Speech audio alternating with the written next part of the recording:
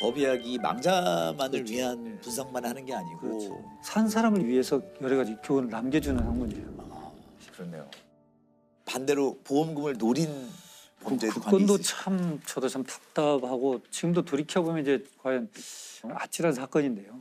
2006년도쯤에 피해자가 아버지예요. 아버지가 이제 조수석에 탔고 아들이 운전하고 운전자의 어머니가 탑승하고 차량이 갑니다. SUV 차가. 근데 교차로에서 좌회전하면서 이미 정차돼 있던 소나타를 충격을 해요. 네. 주도를. 그러고 나서 조수석에 탔던 이 망인만 가서 보니까 이미 사망한 상태예요. 크리스마스 밤에 교통사고로 한 50대 공무원이 숨졌는데요. 일가족이 타고 있던 SUV 차량이 신호대기 중이던 승용차를 들이받았습니다. 이 사고로 SUV 차량 조수석에 타고 있던 공무원 54살 김모 씨가 그 자리에서 숨졌습니다. 가족들은 가장인 김 씨가 교통사고로 숨졌다고 진술했고 서둘러 시신을 화장했습니다. 가족이 탑승한 상태에서 조수석에 탄 사람만 돌아가셨잖아요. 네. 당연히 응급실 인턴쌤은 교통사고로 인한 사망, 의심할 여지가 없이 사망진단서 띄어졌죠. 그런데 사고 처리반은 우리 공 교수님 아시겠지만 사고 처리용 사진을 찍는 거예요. 첨부해야 돼 사진. 그 사진을 몇 장을 찍고 사망진단서는 발부됐고 사고 처리라는 것은 인정이 돼 있으니까 당연히 끝났죠. 근데 이게 이제 교통사고인데 문제는 장례 연락을 안 했어요. 부고를. 직장에도 연락하지 않고 또 형제들한테도 연락하지 않고 근데 아무한테도 연락하지 않고 장례를 치러버려요. 화장을 해버렸어요. 그러고 나니까 이게 좀 이상한데 가족들은 수사를 요청을 해도 시신도 없고 사진만 있고 그러니까 이게 자꾸 안 풀리던 사건이 있었어요. 그리고 또 수사를 계속 진행하다 보니까 참 독특한 게 밝혀져요. 정차돼 있던 차 있었죠. 피해 차량. 그 운전자가 망인의 부인과 내연관이에요. 그 사람은 자백을 합니다. 실은 내가 이렇게 해서 서 있으면 어디에 몇 시에 돼 있으면 와서 이렇게 해서 교통사고 보상금 2001년도부터 한 14개 정도 들어놨거든요. 14개. 7억여 원 정도 수령을 하는데 내가 좀 나누겠다라고 내가 그때 나왔다. 이게 자백을 합니다. 근데 어떻게 죽였는지 난 모른다. 그건 들은 바가 없다. 그래서 법정에서 밝힐 수가 없죠. 그래서 결국 보험 사기로만 1심에서는 정리가 돼요. 아들은 보험금 수령하자마자 외국으로 갔어요. 기수 중지가 되고 그 부인은 보험 사기로 5년형 또 공범인 내연하면 1년 징역 살고 경찰은 이제 단순 보험 사기뿐만 아니라 살인 사건으로 이제 중점을 두고 증거에 대한 계속 추적을 했습니다. 왜냐하면 그때 탔던 SUV 차량 충돌 과정에도 에어백이 터지지 않았어요.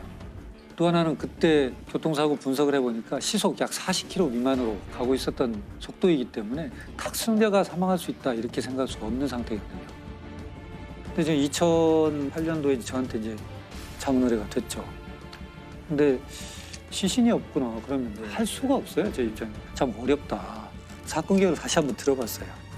그래서 보니까 그렇게 했는데 사진상 보면 전방 유리창이 2군데가 깨져 있어요. 거기에 2군데가 충돌돼 있으면 누군가가 2번 부딪혀야 되거나 또는 조수석이니까 뒷좌석에 탔던 부인이 부딪히거나. 부인과 운전자인 아들은 아주 정상이거든요. 근데 이게 좀 이상하다. 근데 시신 장례식장에서 찍은 사진이거든요. 지금 교통사고 처리반이. 근데 딱 뒷면을 보는데 시반이 형성이 잘 돼 있어요. 시반이라는 게 그 피가 이제 고여가지고 그럼 피부 결국은 밑에 우리가 사망했다 그러면 심장이 멈추는 거거든요. 심장이 멈추면 혈액이 돌아다닐 힘을 잃어요. 그럼 이건 맥체이기 때문에 중력이 작용하는 방향으로 그대로 이동을 해요. 그냥 시간이 걸립니다. 어느 정도 자리를 잡으면 색깔이 나타나기 시작해요. 근데 이 사람은 앉아있는 상태에서 사고가 나고 응급실 가서 계속 실려가면서 등 뒤로 이동할 수 있겠죠. 근데 시반이 사망한 지 1시간 반 만에 그렇게 형성될 수가 없어요. 조수석에 타기 전에 이미 누워있는 상태에서 시반이 형성됐어야 돼요. 사망 시간을 그 훨씬 전으로 봐야 돼요. 그래서 2심에서는 이게 이제 무기징역이 되죠. 그리고 이제 살인 혐의가 돼서 외국에 나와 있던 아들은 민터폴로 체포가 돼서 들어왔죠.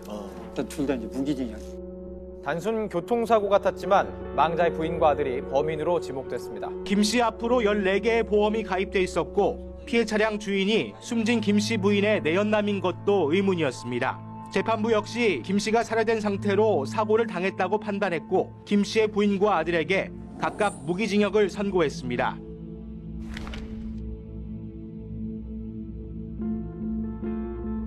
이게 만약에 등 사진을 안 찍었으면 영영 그렇죠, 몰랐던 그렇죠. 거네요. 오히려 장례를 정상적으로 좀 치렀으면 묻힐 뻔했던 거네요. 이분들의 좀 성급한 마음이 꼬리를 잡히게 된. 근데 그게 문제예요. 지금 우리나라가 뭐 OECD 국가 뭐 10위 안에 들어있고 네, 그러지만 근데 출생과 국적 취득은 굉장히 까다롭습니다. 근데 사망에 대한 것은 굉장히 허술해요. 다시 말씀드려서 원래는 장례를 치르기 위해서는 의사가 사망 진단서를 띄워주고 이 사망 진단서를 가지고 동사무소에 가서 국가한테 사망 등록을 해야 돼요. 국가가 사망 등록을 받으면서 이상 여부가 없으면 장례 허가증을 줘야 돼요. 이걸 가지고 장례를 치러야 돼요. 화장 매장 네, 허가증을 네, 네. 가지고. 근데 우리나라는 사망 등록이 그렇게 안 돼 있어요. 장례를 다 치르고 네, 사망을 안 날로부터 한 달 이내에 동사무소 가서 신고하면 되거든요. 맞아요. 그러니까 뭐 필터링이 없는 거예요. 볼 수 있죠. 그렇죠. 근데 또 중요한 건 사망 진단서가 없어도 돼요.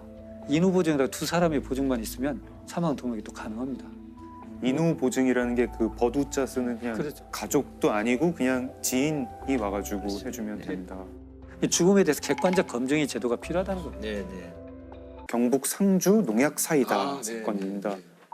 경북 상주의 한 마을 회관에서 음료수를 마신 할머니들이 의식을 잃고 쓰러져 중태에 빠졌습니다. 국과수 감정 결과 음료수에는 살충제 성분의 농약이 들었던 것으로 확인됐습니다.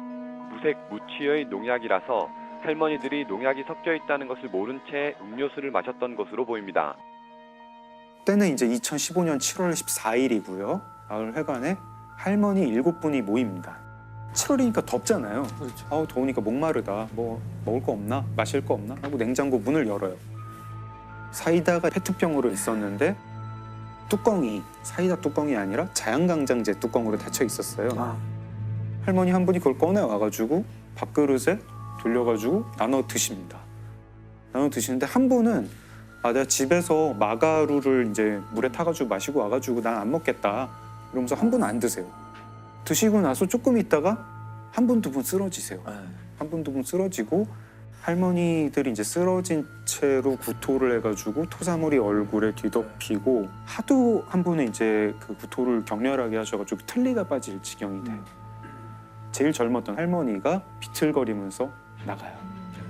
마을회관 옆집에 살던 할머니가 마당을 기어다니던 할머니를 보고 형님 왜 그래요? 이러면서 119에 신고를 합니다. 그 마을회관 안에는 할머니 5분이 계속 발작을 하고 계신 거예요. 네. 근데 그 안에 할머니 5분이 있다는 걸 구급차가 몰라요. 아이고 이런. 신고를 한 분만 했구나. 거의 1시간 가까이 돼서 이 5 할머니는 그때서야 병원을 가는 거예요. 그 할머니 6분 이제 다 중태에 빠지시고 결국 2분은 돌아가세요. 경찰이 당연히 오죠. 마을회관에 있던 모든 액체를 다 수거를 하고 금방 밝혀내요. 뭐 들어있다. 네. 사이다와 특정 성분의 살충제가 섞여 있었다. 이거는 그러면은 계획적인 범죄고 살인 범죄다. 수사를 하죠. 마을 입구에 CCTV가 있어요. 외부인 온 사람들을 다 수색을 해요. 근데 외부인 중에는 없는 것 같아요. 외부인 중에는 없는 것 같고 그럼 내부인인가? 이 마을 너무 작아가지고 마을 사람들 다 서로 알고 다 형님 동생하고 누가 그렇죠. 원한 가진 사람도 없는데 이게 어떻게 이럴 수가 있지? 자연스럽게 의심의 방향은 왜 할머니가 7분이 모였는데 한 분만 사이다를 안 드셨나? 안 드신 분. 네. 그 안 드신 분한테 이제 수사 초점이 모아가게 되죠. 수사를 할 때 의심스러운 부분들이 많이 나와요. 그 할머니가 타고 다니는 전동 휠체어가 있는데 거기서 농약 성분이 나오고 이 할머니 옷에서 그 살충제 성분이 나와요. 제일 또 의심스러운 거 하나가 그 할머니 집에 그 마당 뒷뜰에 뚜껑 없는 자연강장제가 나오고 그 자연강장제 안에 살충제가 성분이 나와요. 그리고 할머니 집에서 자연강장제가 9병이 더 나오는데 그 9병이랑 마당에서 발견된 한 병이랑 유통기한이랑 제조번호가 같아요. 같은 세트네요. 네, 같은 세트. 10개짜리 한 상자를 사서 하나를 마시거나 비우고 거기에 살충제를 넣어서 마을회관에 가서 사이다를 탄 거 아닐까? 이제 경찰이 이 할머니를 용의자로 특정을 하고 체포를 합니다. 저는 경찰청에서 제가 근무할 때여서 투입이 됐어요. 이분이 마을회관으로 가는 동선이 늘 있어요. 네. 늘 있는데 공교롭게도 그랬는지 아니면 자기가 범행을 하려고 하는 긴장도 때문에 그런지 그날 다른 곳으로 가요.